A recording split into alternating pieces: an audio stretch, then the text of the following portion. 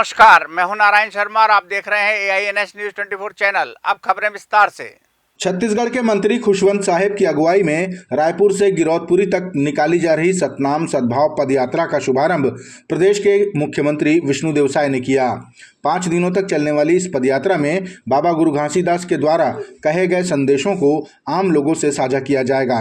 यह यात्रा इन 5 दिनों में 145 किलोमीटर का सफर तय करेगी और 40 से अधिक गांव तथा शहरों को कवर करेगी। इस पदयात्रा का मुख्य उद्देश्य जन जन में सामाजिक चेतना और सामाजिक समरसता का भाव जगाना है।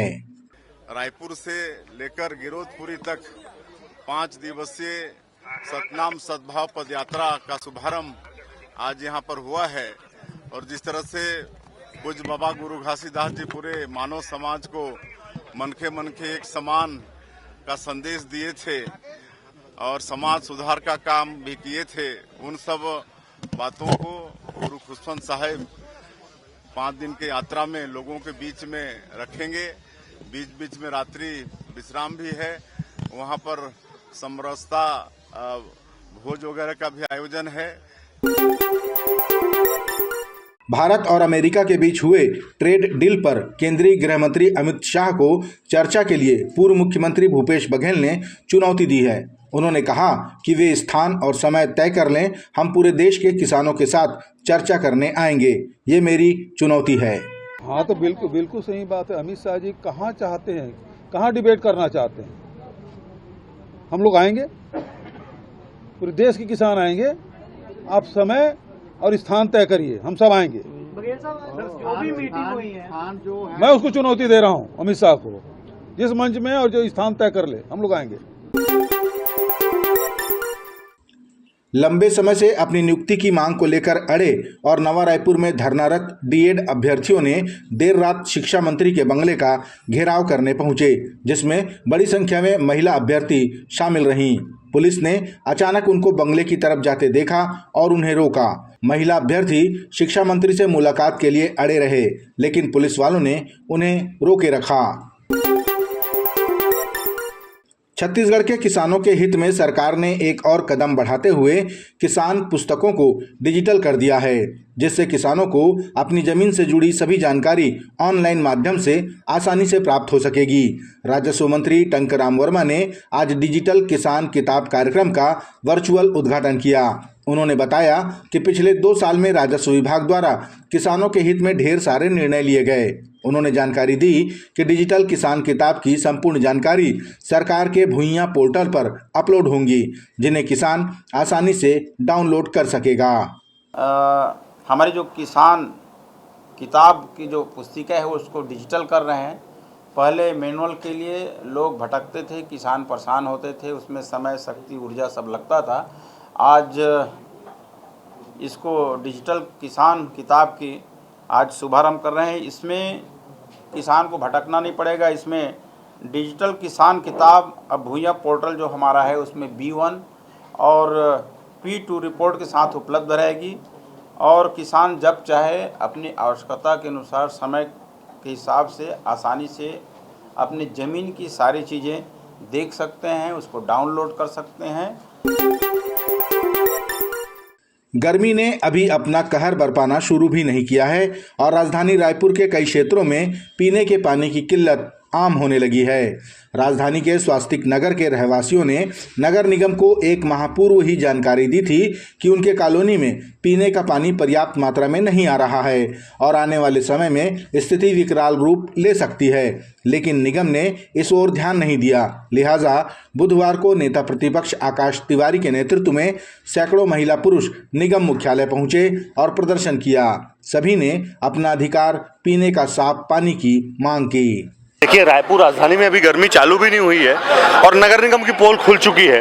ये लोग स्वास्तिक नगर के लोग हैं, जहां पर 870 प्रधानमंत्री आवास योजना का फ्लैट है। वो लोग लगातार नगर निगम से पिछले 1 महीने से एक महीने से कोशिश कर रहे हैं कि लोगों को पानी मिले, लेकिन वस्तु स्थिति देखिए, ये लोग अपने छोटे छोटे बच्चे को लेकर भी आने पर मजबूर है। इनके पास कोई रास्ता नहीं है सिवाय नगर निगम के घेराव करने के। आज ये सब लोग पूरे तरह से अपने घर को काम को, ये रोजमर्रा वाले काम है, रोज कमाते रोज खाने वाले लोग हैं, ये लोग अपने काम को छोड़कर यहाँ नगर निगम में घेराव करने को मजबूर है, क्योंकि रायपुर नगर निगम कुंभकर्णी नींद सो रहा है और इनके लिए कोई भी नहीं सोच रहा है। तो आप देखिए, बहुत भयावह स्थिति आने वाले समय में रायपुर राजधानी वासियों को देखना पड़ेगा। ट्रिपल इंजन की सरकार की महापौर मौलिक अधिकार नहीं दिला पा रही स्वच्छ पीने का, बाकी आप क्या उम्मीद रखेंगे इनसे? रायपुर कमिश्नरेट द्वारा चलाए जा रहे अभियान संवाद से समाधान के अंतर्गत शासकीय पॉलिटेक्निक कॉलेज में पुलिस अधिकारियों ने साइबर फ्रॉड से बचाव और सतर्क रहने को लेकर एक कार्यशाला का आयोजन किया, जिसमें बड़ी संख्या में छात्र छात्राओं और अध्यापकों ने हिस्सा लिया। पुलिस अधिकारियों ने जानकारी दी कि साइबर फ्रॉड से बचने का सबसे अच्छा रास्ता है सतर्क रहना और किसी को भी अपनी पर्सनल जानकारी न देना।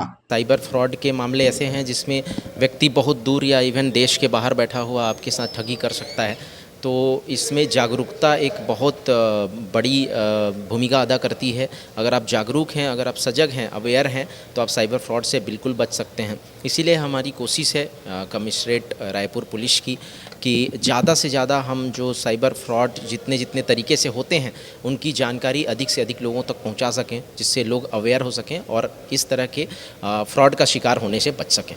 उपस्थित छात्र छात्राओं ने कहा कि इस कार्यशाला से हमें ऑनलाइन फ्रॉड के बारे में बहुत कुछ जानने को मिला।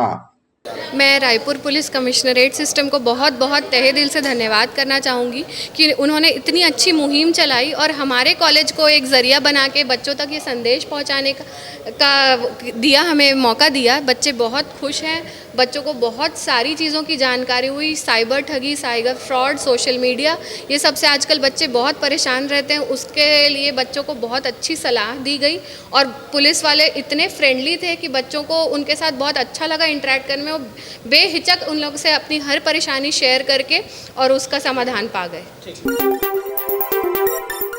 छत्तीसगढ़ में एसडीएम और तहसीलदार पर एक आदिवासी के साथ मारपीट करने का आरोप लगा है, जिसमें उस आदिवासी की मौत हो गई है। अब ये मामला राजनीतिक रंग लेने लगा है।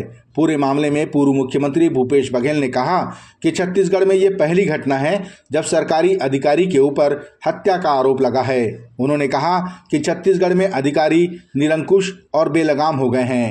और अब तो हद हो गया जब प्रशासन के लोग ही हत्या करने लग गए हैं। विष्णुदेव की सरकार और विजय शर्मा के विभाग, विष्णु जी के भी विभाग, किस प्रकार से अधिकारी निरंकुश हो गए हैं, बेलगाम हो गए हैं। अब उन्हें किसी चीज़ का भय नहीं। आदिवासियों को, वृद्ध आदिवासी को पीट पीट कर मार डाला। ये स्थिति इस प्रदेश में पहली बार ऐसा हुआ है कि एक एसडीएम और तहसीलदार आदिवासियों को मार डाले। राजधानी रायपुर में अवैध कब्जों के विरुद्ध नगर निगम की कार्रवाई लगातार जारी है। इसी कड़ी में मंगलवार को राजधानी के कटोरा तालाब, सिविल लाइन होते हुए रिंग रोड के दोनों तरफ अवैध रूप से संचालित होटल, दुकानों और बेजा कब्जों पर कार्रवाई की गई। पुलिस प्रशासन और टीम प्रहरी के सहयोग से इस अतिक्रमण को हटाने की कार्रवाई की गई। कुछ स्थानों में महिलाओं द्वारा इस कार्रवाई का विरोध किया गया और उनकी निगम कर्मचारियों के साथ झूमाझटकी भी हुई। राजधानी रायपुर की पुलिस को एक बार फिर नशे के विरुद्ध कार्रवाई में बड़ी सफलता हाथ लगी है। 50 किलो गांजे के साथ 2 तस्करों को पुलिस ने गिरफ्तार किया है। बताया जा रहा है कि ये दोनों आरोपी ऋतिकेश सरोज और हिमांशु दामले फरार गांजा तस्कर मुकेश बनिया गैंग के हैं। जब्त गांजे की कीमत 30 लाख रुपए बताई जा रही है। पूछताछ में पता चला कि उड़ीसा के फूलबनी से लाया जा रहा ये गांजा रायपुर के नेहरू नगर में खपाने की योजना थी। पुलिस ने घटना में प्रयुक्त वाहन टोयोटा एल्टिस कार को भी जब्त किया है। ये थे आज के प्रमुख समाचार। आप देख रहे थे हमारा लोकप्रिय YouTube चैनल AINS News 24। अब हमें इजाज़त दीजिए। कल तक रोजाना की ताज़ा खबरों के लिए आप देखते रहिए हमारा लोकप्रिय यूट्यूब चैनल। हमारे यूट्यूब चैनल को लाइक, सब्सक्राइब और बेल आइकन का बटन दबाना ना भूलें। नमस्कार।